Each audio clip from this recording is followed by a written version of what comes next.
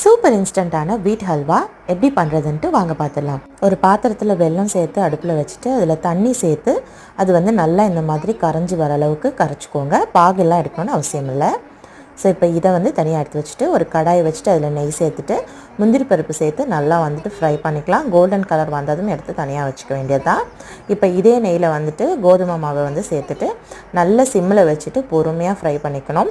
ஒரு 10 நிமிஷமாவது நமக்கு வந்து டைம் எடுக்கும். கோதுமை மாவோட பச்சை வாசனை போய் அது வந்து நல்லா தங்க கலருக்கு டேர்ன் ஆகி வரும். அது வரைக்கும் ஃப்ரை பண்ணி ஒரு நல்ல அரோமா வரைக்கும் ஃப்ரை பண்ணிவிட்டு இதில் கரைச்சி வச்சுருக்கிற வெள்ளை தண்ணியை வந்துட்டு சேர்த்துடலாம்.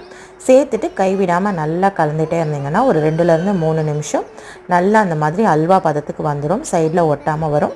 அப்போ இதில் ஏலக்காய் பொடி வந்து சேர்த்துட்டு வந்துட்டு இறக்கி முந்திரி பருப்பு போட்டு சர்வ் பண்ண வேண்டியது தான். இதோட ஃபுல் ரெசிபி நம்ம சேனலில் இருக்குது, மறக்காமல் செக் பண்ணிக்கோங்க. மெஷர்மெண்ட்ஸ் எல்லாம் டீட்டெயிலாக கொடுத்துருக்கேன். வீடியோ பிடிச்சா லைக் பண்ணி சப்ஸ்கிரைப் பண்ணுறேங்க.